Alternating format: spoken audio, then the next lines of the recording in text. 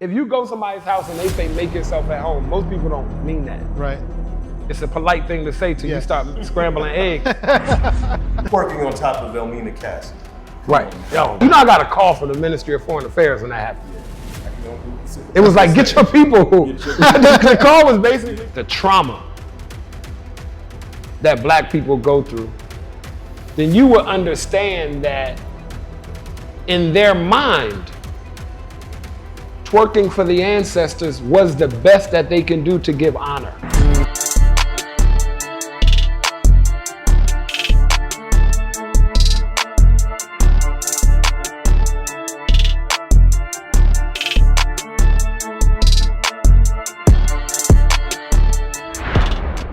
All right, family. So we call this Views from the C-Suite. Obviously, I got my good brother, Neil Nelson, CEO of BBM Group, and we took this on the road live from Accra, Ghana, and another powerful conversation.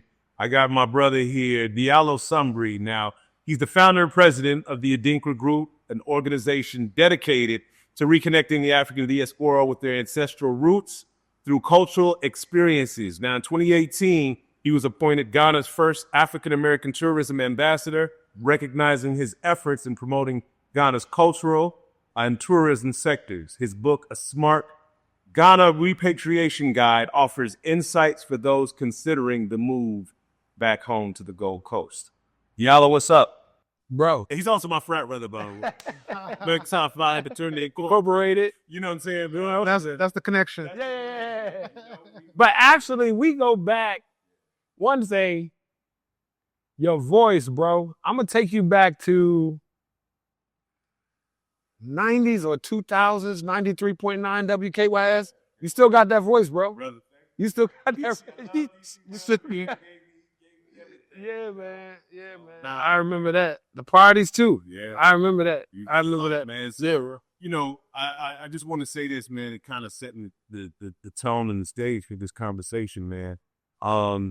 Neil and I have been, moving around. Neil came to DC. We met in the early 2000s. Yeah. In Atlanta. But did you take him to the go-go? I didn't say to the I was here, no go-go. I'm trying to hit the to the go-go. We're still working on that. Yeah. Be here with the condos in the motherland, Okay. of course, right? 100%. Like, just understanding both of your minds in terms of as it relates to Pan-Africanism, the diaspora as a whole, and I, Neil and I had some really powerful conversations. In fact, we had some very powerful conversations on our last trip here. Yeah. And, I felt like it was, I told you, since I wanted to get you all together. Right. All right. Like, better time. Appreciate it, man. But, you come back and, talk about that. You know what I'm saying? Coming from the U.S.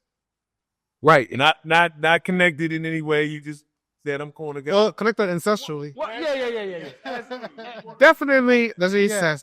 Right. But see, also Africa, by the time I got to Ghana, Africa wasn't new to me anymore. My first time on the continent was 1988 in Senegal.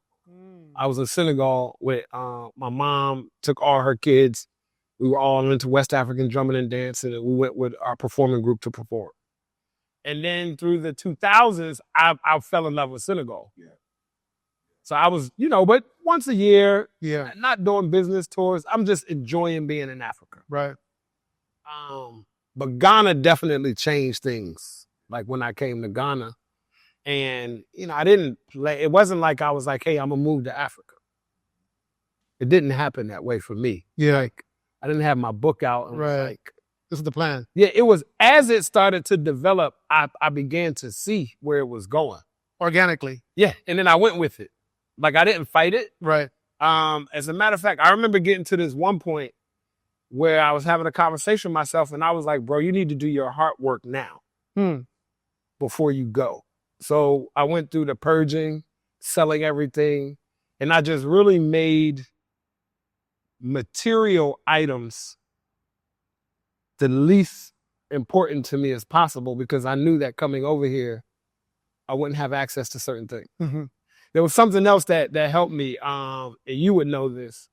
So the whole time I was in DC, I was in Northwest, uptown. So I'm an uptown guy, uptown. Then, when you from DC, you make a commitment. I ain't never moving to Maryland. I gotta be in DC proper. Like it becomes a part of your identity. Right. People be like, yo, you from the DMV? You be like, no, I'm from DC, not the DMV. Like it's a thing back home. Wow. You know what I'm talking about. It's a real thing. Yeah. Just like Atlanta. Yeah. You from Atlanta, you from outside. Yeah, Decatur or somewhere. Right. Somebody gonna be like, oh, you ain't from Atlanta. Not the same thing. Right. Every black city has that thing. Facts. You from Detroit or you from, Right. this place. Exactly. So when I had to move out of Northwest is when I decided that I would no longer be bound to any particular geographical space on Earth. Because before then, I was bound to Northwest Washington, D.C. That was my identity. Wow. So that actually helped me be like, most of us are bound to a geographical location, a block, a city, and we won't move beyond that. So once I was able to let that go, that helped make it easy to come. And then having a family, having a group of people to welcome you, a spiritual community, and faith, man. Like literally faith. Like literally just, I forget the Bible verse, but faith is the evidence of things unseen. My teacher would keep telling me this thing. Yes, the things hoped for, evidence of things not yet seen. Yes. Yeah, no, it's a very powerful biblical verse. You mentioned, though, that you'd been to Senegal multiple times, but Ghana was different. What was Ghana different? What made Ghana so different for you? So, I was a little older, but that's not it. Mm-hmm. The English speaking is a big thing. Yeah. I don't care what nobody say. They might say, no. It's a big deal. It's the English speaking. That was a very, very big deal. And my introduction to Ghana was a part of my spiritual journey. So when I was going to Senegal, I was still figuring it out. Right. I was still going to Senegal. I was trying to decide how my life was going to be. One of my mentors, Baba Keith, rest in peace, Baba Ibrahim, he was there. He left DC, liquidated everything, was there, building. I had 2 families there, 1 family, but 2 wives there. And just building his life. So he was kind of a mentor in terms of moving to Africa. Right. Like if you want to live this life in Africa, in terms of just to kind of the stress-free, the low cost of living, this kind of thing. So I was just kind of going there, hanging out, chilling out, and enjoying Africa. I was definitely I took like a couple groups to Africa. Yeah. But it was really people who requested, Gotcha. asked me, hey, can you help us organize our group? Yeah. Because at first I didn't want to bring anybody because I was on my own journey. And it's like one night I'm couch surfing. The next day, I'm in a hotel. Right. The next day I'm in a bush. It ain't no toilet. I'm squatting trying to find a hole. Right. Right? Real life. Ain't no toilet tissue. You gotta be wiping with your hands and you shower. So I was in Africa just having my experiences. Right. And I was like, well, I don't want to bring nobody with me. And then they start complaining or this or that. And then later on. Yeah, no, I mean. That's a rare thing. People will say, whatever the amenity. Right. But there's no amenities in the bush. Yeah. Okay. That's a good point, though, because I think you tapped on something there earlier. I want to go back, if you don't mind. The value of having a network to come to. Talk about that again, because both in Senegal and Ghana, you had some networks. Yes. Talk about that. I mean, I could use the bros as an example, but it's like having a friend everywhere. Friendship is essential to the soul. Mm-hmm. The basis and the depth of that single statement, most people will not ever realize until you need a true friend and they come to your aid. Right. Right? It's an experience more than it is a statement. Because all we can do is just give examples. Right. Exactly. But having a family, one thing that I was also clear, one, I'm spoiled. I'm middle child, youngest boy, come from a matriarchal family. My great aunt Isabel was the matriarch, and I was her DI. I'm DI, baby DI. Don't nobody mess with DI. And so in that way, I always felt like I'm supposed to be taken care of, but I also don't like being a stranger. For example, I came here. Before I saw you, I had already been in the kitchen. And I said, I must have knew this was family home because the way I'm walking around, it just felt like home. Right. So I never want to go someplace and not be home. Right. Everywhere I go, I want to be home. It's different. Right? Yeah. If you go somebody's house and they say make yourself at home, most people don't mean that. Right. It's a polite thing to say to you. Start scrambling eggs. It means have a seat. Right, it means have a seat. But Right. so for me, I like being home. You know, in Ghana, I had that home in Senegal, and most places I go, I want that kind of relationship where before I go, I'm calling. Who's there? Mm. And that's the essence of being African. It's family. Exactly. Exactly. 100%. It's having that family member. You know how African people do. It's a family member everywhere. Absolutely. It's the same in the U.S. It's the same in Jamaica. Mm-hmm. It's the same in the Caribbean. Absolutely. I want to add to that too. I think Black people, when you leave America, and this might offend some Black people leaving America, going and traveling, but we show up as you show up as America. Right. You're not showing up as Black American. You're showing up as American with privilege. So when you go places, you like, well, we from so and so. It's like, no, it's almost like it can borderline be Karen like, or whatever the male version of a Karen is, right? Because you go into other people's, saying backyards, and you don't realize you're acting like this. But in America, we have a certain level of privilege that we're just accustomed to. We don't realize that we're behaving like this. And I think that, and I say this, and you were probably here, Diallo, when this happened, but twerking on top of Elmina Castle. Right. Yo, bro. I got a call from the Ministry of Foreign Affairs and that happened. Yeah. It was like, get your people. The call was basically like, I was like, well, what made you, at the time I was the president of the African American Association of Ghana. So I got the call like, we were told to, they were like, is this the president of the diaspora? I was like, sure. Yes, it is. How can I help you? Well, we've gotten a number of calls and complaints about the Black Americans who were twerking at the dungeon, and it was just like, so, and I was like, I think the question I asked him is what would you like me to do? Like, what would you like my response to be to do? Well, we don't know. We just calling you to inform you. I said, okay. So I drafted a response, but I never sent it out. What I did do is I called them back and I said, you don't get to choose which issues you call me for with my people. If you're going to call on us, then call on us. Right. But you can't just call us when we're in trouble. You don't call us to sit at the table because there's a new grant, there's an opportunity, there's a contract at the government, there's this.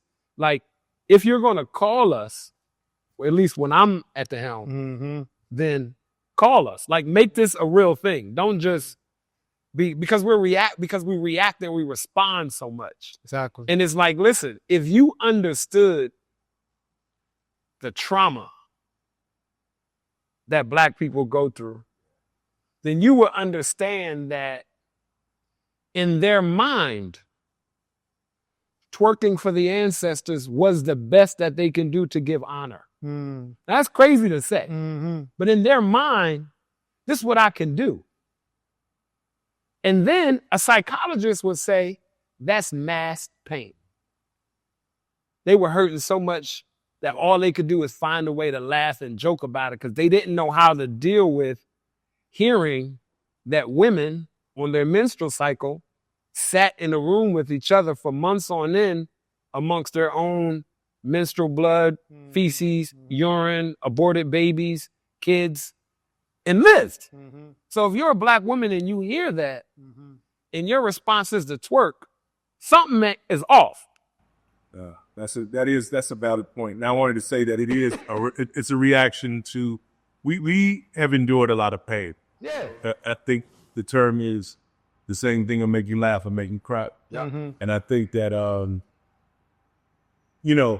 when I hear sometimes us doing things in those settings, I am sometimes like, wow. I mean, I love my people apologetically. You embrace good love all my people. And I do want to say, typically I'm an advocate for twerking, just not as done. Right. Yeah. But we appreciate the talent and the skill that goes involved. That's involved with left, right. butt cheek choreography. That's another.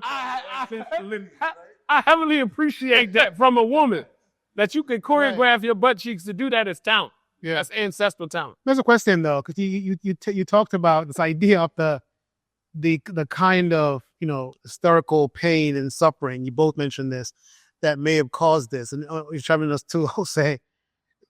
At what point do we say though that yes, the pain is there, but there's also a personal responsibility? You know what's so crazy about you asking this question? We'll tell you what's so crazy.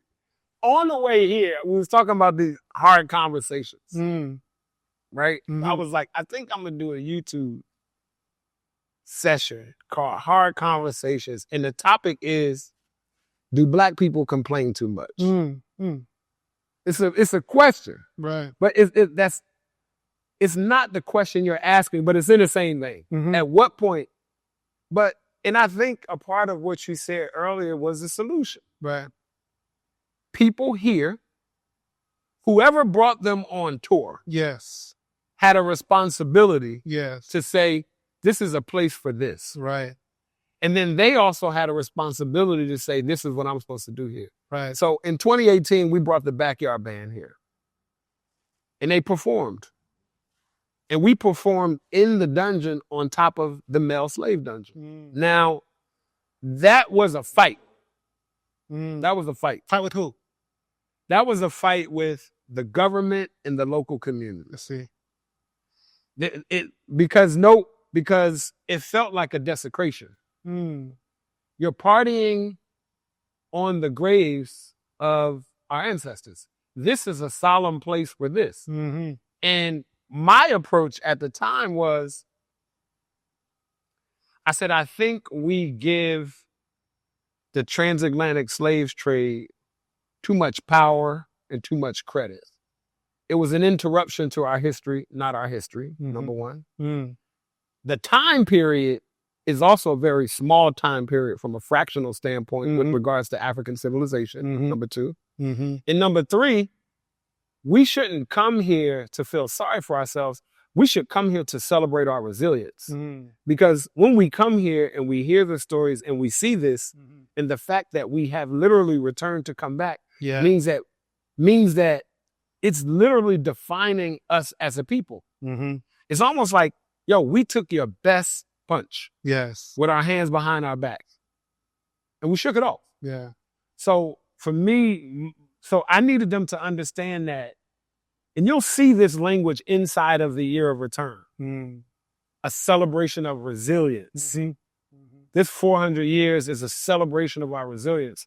It's a commemoration. Because what we're saying is that once we've returned and kind of turned this thing around a little bit, right? Granted, there's still a lot of things happening in the world. Right. And then because the Backyard Band particularly go-go is so heavily African with the percussion, with the call and response and all of that. To this day, we still don't, I just realized we're the only people to do it. And because of, for me, I fought for it so hard because I was like, the number of young Black men who died in the go-go in DC. Yeah. And the fact that we're doing this over the mail dungeons, for me, it was like a spiritual awakening. Right. And it was like, yo, we need this to kind of help shift the cosmos. Yeah. And the waves. I see what you're saying. I think that, and that makes sense to me from the perspective of the very act of coming back and having a celebratory experience in the space where you intended to destroy me is an act of, for sure, resilience. It's like, yeah, not only am I still alive, I'm actually smiling. So I get that point. The other perspective that I think is also important, and if you disagree, let me know about this, is that I think that, I was watching a YouTube video of a Jewish woman. I think she's a rabbi, and they have those now. And so she was talking about the lesson of the Holocaust. And she said the lesson of the Holocaust that you are trained on as a Jewish person, whether in Israel or in their diaspora, is that we were, meaning Jewish people, we were destroyed because we weren't strong enough, and we can't rely on anyone else. I'm paraphrasing. We can't rely on anyone else for our security except for us. Therefore, we must have the state of Israel, and we must do whatever it takes to maintain it as exclusively ours. To me, there is room for both that experience you're talking about, as well as a more somber experience of I agree. Hey, man, I don't know about you, but what we went through in these sugarcane plantations in the Caribbean and in South America, cotton fields in the U.S., as well as sugar plantations in Florida, those experiences must have taught us something about never again, and what continental Africans went through the colonization period. It wasn't pretty. Most people don't know that Africans that stayed on the continent weren't having a picnic. Right, it was a cookout. Yeah, it wasn't like once we left. Yeah, the party started. Yeah. It wasn't that. 100%. I want to add to what you said, Neil, about just that thought process, right? And I do think that we should align ourselves as Black people more like the Jewish community with our Holocaust. I do think that because I think our pain has always been diminished. We're really taught to just keep going. Yeah. Forget the past, which is a real thing that they would say. Oh, right now. Right now. Yeah. That's what already saying. Yeah. The past. And it's like, there's no therapy that comes from not talking about what you've experienced. So, to that point, like, although sometimes I see us act out in certain ways, I'm like, Black people have really held it together a lot better than any other group I've ever seen going through that. Anybody else. Yeah. But I do think we need to get back to tradition. We need to get back to paying homage, because I think we've lost some things along the way with tradition that allows us to not take it as seriously, and then in turn allows other people who are watching us to say, well, it ain't that bad, or it wasn't what they're making it out to be. It can be. And it can't be because look at you. Look at you. Yeah. You made it. You're smiling. You're celebrating. Yeah, you're celebrating. And then, because they always say they look at you, and then Black people always say, thank God I don't look like what I've been through. Exactly. And then Black people say, Black don't crack. Yes. So that's a part of the thing that comes with being resilient and being God's children. Mm-hmm. My mother used to say, we're too humane of a people. We're too forgiving. Yeah. And she was like, that's how you know we're God's children. Mm-hmm. Because we still have love for everybody who's done the worst to us. Mm-hmm. And we're the first ones to be inclusive of everyone else with our issues. Right. If something happens in the Black community, we're the first ones to say, it's all of our issue. Let's bring everybody in together to fight this. Yeah. If something happened in the Jewish community, they ain't calling nobody. Something happened in the Chinese community, they ain't calling nobody. It's like, no, Chinese people need our time and space to get together and be together. Mm-hmm. We be like, I went to school with Mark. Right. He has to come too. Yeah. Like, we're the only ones. We're very much inclusive. Like, we don't know how not to. For us, but it's how we act. Yeah. Exactly. I don't feel like DI is not beneficial, has not been anything for Black people, but that is how he moves. Right. Yeah. Right. Let's let's bring so-and-so with us. I think part of the essence of being who we are is that the party is never over. Mm-hmm. Look at the way Ghanaians celebrate funerals. Yes. At the end of your life is the biggest party ever. Yeah. And you ain't even here to see it. Right. I just think that we have to reevaluate and reprioritize the order and the commitment to things. Mm-hmm. Like, I'm not for ending the party. Yeah. But I am for having a reason to celebrate. Yes. I think we celebrate too early for everything. Mm-hmm. I think we celebrate too early. I got 10,000 followers on Instagram. I'm throwing a big ass party. Right? Right. Not, I got 10,000 followers on Instagram who all committed to donating $5 a month for me to help build this school. Right. Now let's celebrate. Right. So I just think there has to be somewhat of a readjustment. But I also understand exactly what you're saying, because there's a conversation that's happening now, that's been happening around beyond the party. Yeah. Native Ghanaians are having a conversation. Other conscious folks and people who see are like, I know we didn't just come here to party, which is what I know. We didn't just come to Africa to party. You can know that. Right. We didn't, like, it's especially in December. Oh yeah. I mean, I get that's a starting point, right? Yeah. If you're here for December, that's kind of like the beginning point, but it definitely can't be. Yeah. Like, this is it, especially if you go see anything historical. Yeah. You know what I mean? You just, I'll tell you like this. When we first started the year of return, I was torn. Mm-hmm. Personally. Yeah. I was like, are we ready? Then I was like, well, you'll never be ready. Like, there'll never be a sign that says you're ready. You just have to do it and get ready along the way. Mm-hmm. So I always tell people like this, that I believe the year of return that began to bring a lot of Black Americans here. Mm-hmm. Because prior to the year of return, Debt to December has always been a thing for Ghanaians, Nigerians. Mm-hmm. You come home during Christmas. Mm-hmm. When we came, we added that Freaknik HBCU tailgate feel to it. We added our, HBCU homecoming feel to it. Okay. And it definitely raised the bar. Yeah. It pushed it up. Yeah. And it made it more popular. And I think that it was necessary to happen, Mm-hmm. as it did. Mm-hmm. We would not be sitting here talking if the first Debt to December was a John Henry Clark Chancellor Williams lecture. Mm. And we invited everybody to Ghana to study the destruction of Black civilization in December. Nobody's coming. Wow. But you got to put the pill in the applesauce. Yeah. So for me, the way I was able to be okay Yeah. was, bro, we got to start somewhere. Right. Let's just get them here. Right. And then once we get them here, we know they're going to feel the weather. The men going to see the women. The women going to see the men.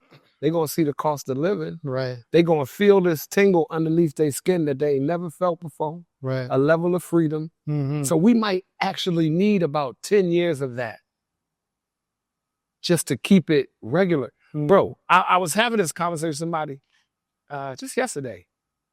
You know that Black people don't travel the world a lot. We're probably the least traveled. Historically, yeah. Historically, right. Yeah. And that has something to do with our economic conditions and all that. Facts. When Ghana first started pushing, there were a lot of people who didn't know what a visa was. Mm. Because most of the places they travel with a U.S. passport doesn't need it. Doesn't require one, right. You go to Europe, you go to Mexico, you go to Caribbean, you go to the Caribbean, you just go with your passport. Yep. So I remember people like, is the visa and the passport is the same? Like, I remember these questions 2017, 2018. Right. Just understand it.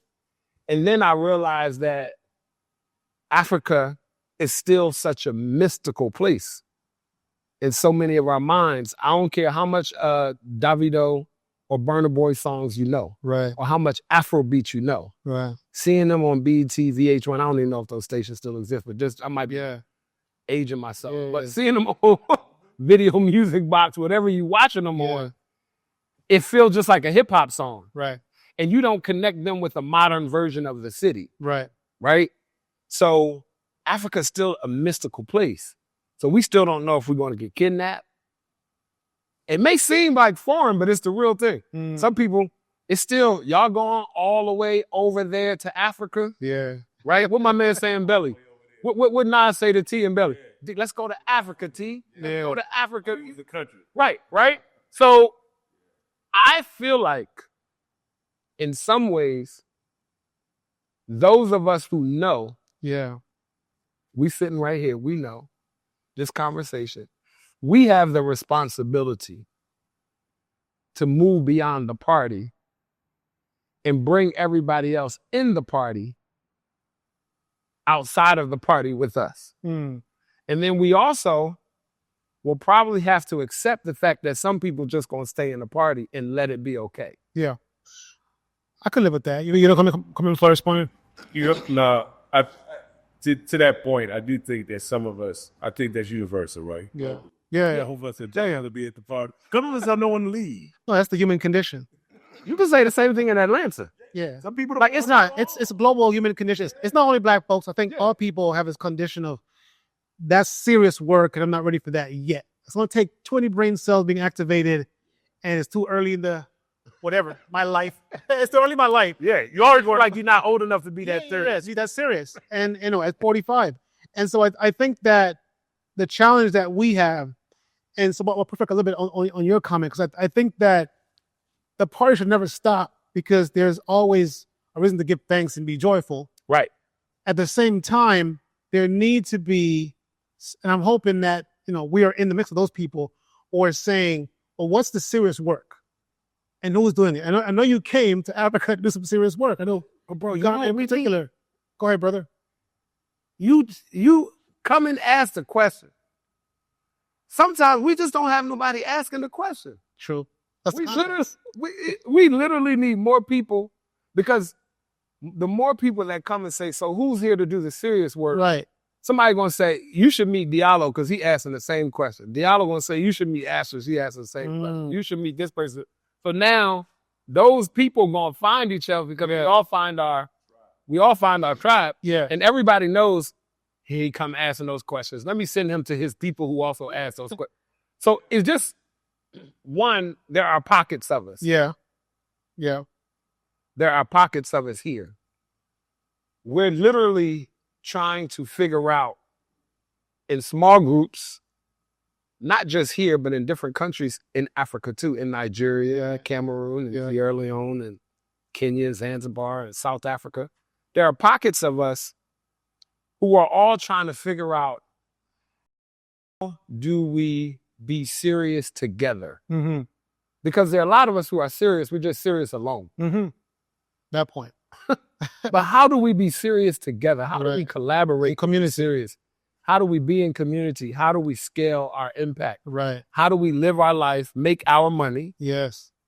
build the wealth for our families or whatever it is that we're trying to do, and still work together? And that's just something that really takes intention and effort. That takes the phone call. Yes. Bro, I'm in town. I definitely want you to pull up. We got to sit down and have a conversation. I want you to meet my bro.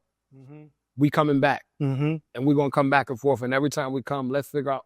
Like, it's literally that process. You can't avoid the work. Like, you can't avoid the work that it takes to get a group of people sitting around at a table together to make something happen. You know what I'm saying? Yeah. 2025 is the last year of the first quarter of this century. That's so it's one of those contextual things you don't think about, but once you say it, it's like, oh. Yeah. So what I did is I said, you know what? What happened between 1900 and 1925? A lot. What happened between 1800 and 1825? What happened between 1700 and 1725? Between 1600 and 1625, we landed here. Oh, yes. Yeah. So when I look at the history of America specifically, and I'm not a big history buff, so don't ask me Not to give me the exact eras for the exact years for Reconstruction.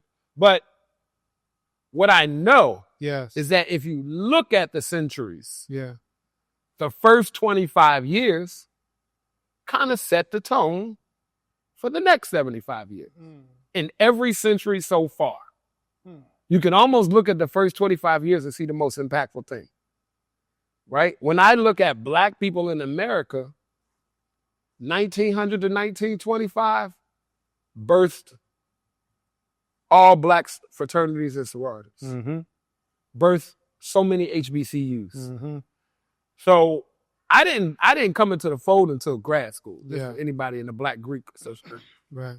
It took me a while. Yeah. Number one, I ain't wear a suit and tie till I was 32. Because I just grew up being told that was the white man's uniform. So it took me a while to wear a suit and tie. Just a tie. Like the news, I was young revolutionary. Right. I was free the land, free the people, the whole thing.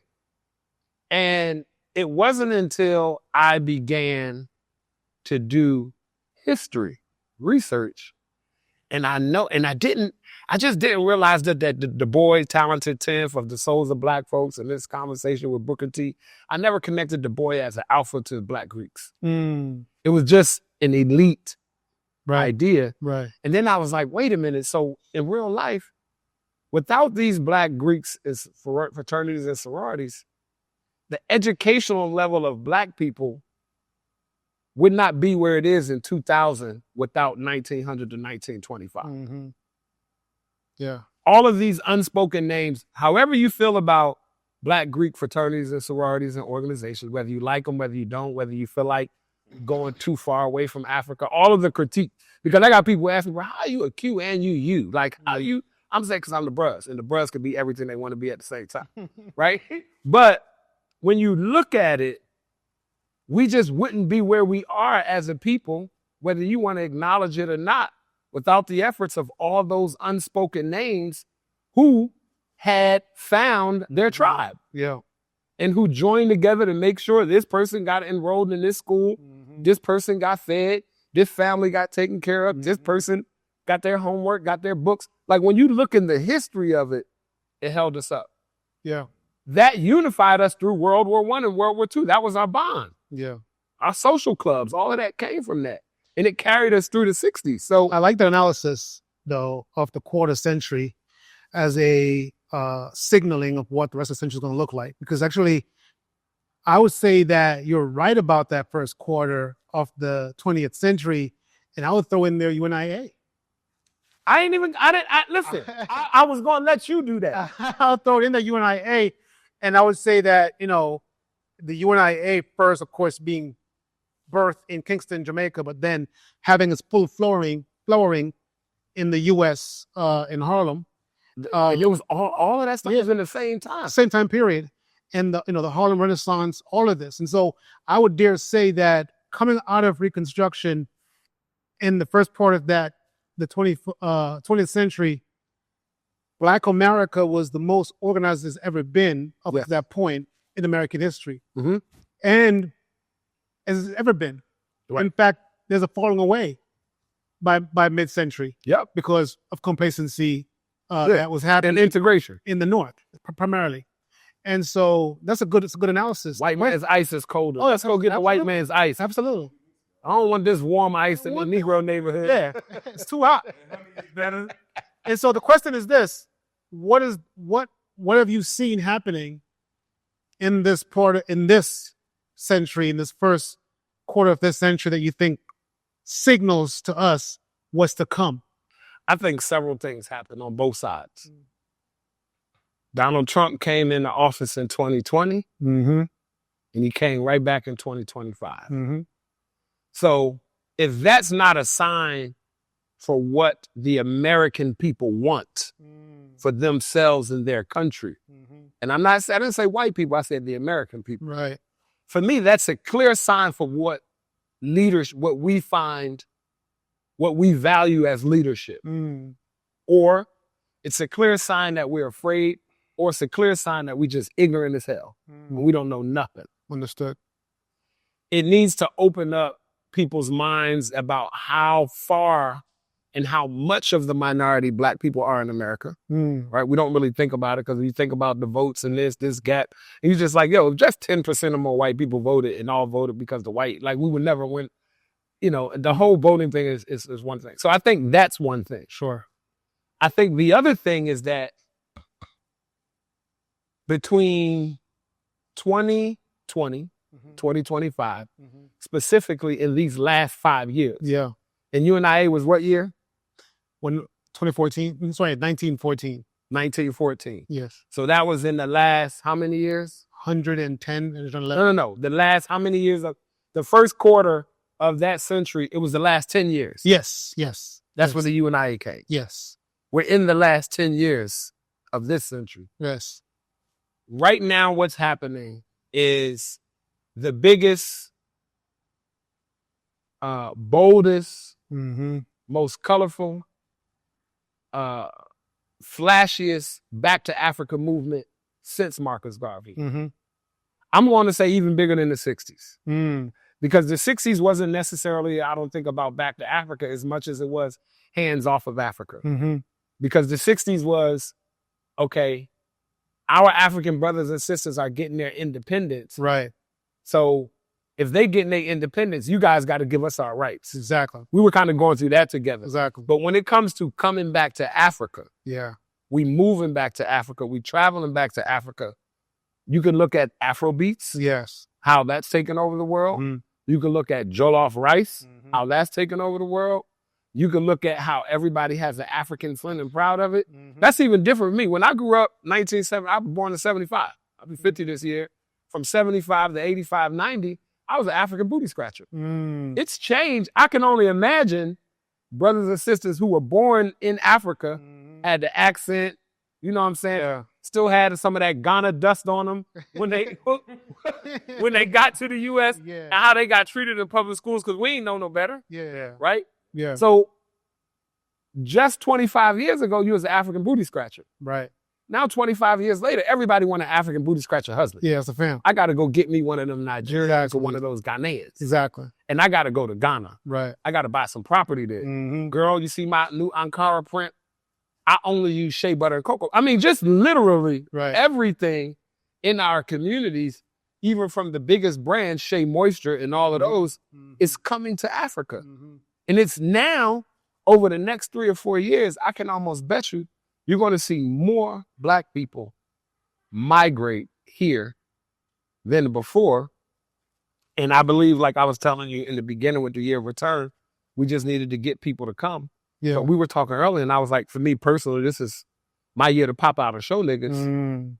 Like for me now as an individual, Yeah. I'm saying, okay, what have I put in place to organize my people? Right. Now, as opposed to me just talking shit, now I can exemplify and model and show you what it is that I'm doing. Not saying that everybody got to do it that way, Right. but would you say who's going to do the work? Yeah. Who's serious? When is the work going to get done and Right. how?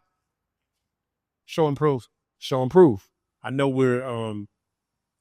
it seems like we need a part 2. I'm which person almost, okay? Y'all know, it feels like, Dale, I feel like we need a part 2. Okay. I think that Make it happen. I would like to, to kind of pose this question because we know that this is a conversation that's been trending. But you mentioned what they want for their country as it relates to the U.S. And when you say they, I think as Black people, we all understand what they means, but I happen to say that. But what does it mean? I want to get from both of you for us. What do we need to be doing? Because we already see economically in the U.S., we need each other from a business perspective now because these programs are cutting us out. They're saying, you're not welcome, essentially. Mm-hmm. But what do we need to be doing both socially and economically to better our situation in the diaspora moving forward? I want to put that out there on the table for both of you. I think Neil said it earlier. I mean, or you said it. Like, we have the formula. Mm-hmm. We've done it already. Mm-hmm. We did it with Black Wall Street. We did it in the 20s. What has happened, we have to get back to, the upright, honorable Marcus Messiah Garvey, race first. Mm-hmm. Like in some ways, in almost all ways, if you stay in that race first not just from an ideological perspective, but also from realistic perspective, it literally means just think about your people first. Mm-hmm. And everybody else is doing that except us. Mm-hmm. And I think as a base of that happens, then it fixes the social, the financial, because you just begin looking within. Mm-hmm. But I think there are some basic things that we could do that are realistically, that are tangible. One, more community saving, susus, and collaboration. How many real estate developers in Atlanta are working together? I saw a quote that says, at the top, we collaborate, at the bottom, we compete. Mm-hmm. Just collaborate. And I think in order to collaborate, we have to stand in integrity. Mm-hmm. We have to be able to be honest in our dealing with each other. And we have to be willing to be held accountable. Because collaboration won't work without that. I'm not trying to work with you just because you're Black if I know you're going to steal. Right. What kind of fool am I? Or sell the land 13 times. Or sell the land 13 times, right? Right? And then I think financially, it's time to pool our resources. Like, I fought my family for so long, and I don't anymore. I just said, how many rents are in our household? How many different mortgages? And I used to tell my mom and my brother and my sisters, they're going to see this. They're going to be like, yeah, he did. Like, even though we're going to get on each other's nerves, isn't it worth, the result in 10 to 15 years? Because if we all can afford a $1,500, $2,000 mortgage, and instead of 10 people having a $2,000 mortgage, all 10 people share a $3,000 mortgage or $3,500 mortgage for 10 years, what does that do for our family? Like, cooperative economics is really not that hard. We do it. We do it when we go to the club. We do it. We did it growing up. We ain't have enough money to buy Mad Dog 2020. We put our pennies together. We do it on everything, really, except for the things that it matters. We do it for the bulls. Yeah. So I would say, like, literally, Yeah. that if we do that, and it's easier said than done. No, I agree with you. In fact, all the things you've said are things that we are aligned with. In fact, one of our conversations we had recently, we talked about that. You mentioned race first, it's identity. Who do you think you are? And I think that we have to have that conversation in earnest. And I'd love for you to come to Black Star Week in June so we could talk about this. You told me about it earlier. Yeah. And we're launching something here in June. Yeah. When you said that, I was like, Yeah. Well, we're willing to find a way to make it happen. So Okay. let's not throw it out completely. All right. But the bigger point to your question, is that I think it's what you said about identity first. The second thing, it's about having some kind of code of ethics, Yes. some moral codes that are accountable to each other, right? Mm-hmm. There's no community without some kind of code that says, you violated. This is a violation. And it's right here. And this is the implication of that. And this is the process that it then kickstarts because you've done this. And everyone who's involved have a vested interest in resolving the violation because it affects them too. Yes. Right. And they're not like, there's no ambivalence about whether or not it affects you because we thought about this before and we said, here's what likely to happen. So if we know that people are selling land 13 times, that needs to be in the code. You can't sell land 13 times, not even twice. Right. Right. And so if you do that, this is what happens to you, kind of thing. And so the most important things I think are those two things. And then once we have those two pieces, I think it's about having a process for training and identifying and training expertise. We have too many people that are jacks of all trade, a master of none. Mm-hmm. We need masters. We need masters in every area, every arena of life, so that they can guide us to higher level of performance in everything that we do. Listen, man, my heart is full having this conversation. I'm ready for part 2 too. Yeah, no, this is necessary. Part 2 is definitely coming. Shout out to Valley View University. Shout out to Professor Kunsen. We talk about educating ourselves, and we had some opportunities to do that. So all of that kind of rolls into today, Diallo. But thank you so much, dog, for just joining us. Part 2. Oh yeah, when we get together again, I'm gonna pose this question to these brothers. How did the word woke get co-opted? Another 4-letter word at that. All right, but we ain't gonna get into that right now. But we like to say views from the C-suite. Tell everybody how they can keep up with you, dog. Yo, what you can do is you can follow me at The Real 901 on Instagram. At The Real 901 on Instagram. Subscribe to my YouTube page. I just started a YouTube page. I think I got like 1 subscriber. So whoever's like the 5th subscriber, I'll send you a t-shirt or something. But follow me on Instagram, YouTube. You can connect with me on LinkedIn. If you're interested in coming to Ghana, my company is the Adinkra Group, THEADIMKRA Group.com. I'm sure it'll be on the bottom of the screen. We can help you plan your trip. And look out for our Repatriation 101 program. Anybody literally interested in moving to Ghana, like going through the theoretical part and then coming on the ground, actually touching the ground, experiencing it, as well as having temporary transitional housing, all of that is available. So appreciate you. Hey, my love, man. Listen, we'll see y'all next time. And we appreciate y'all tapping in with us.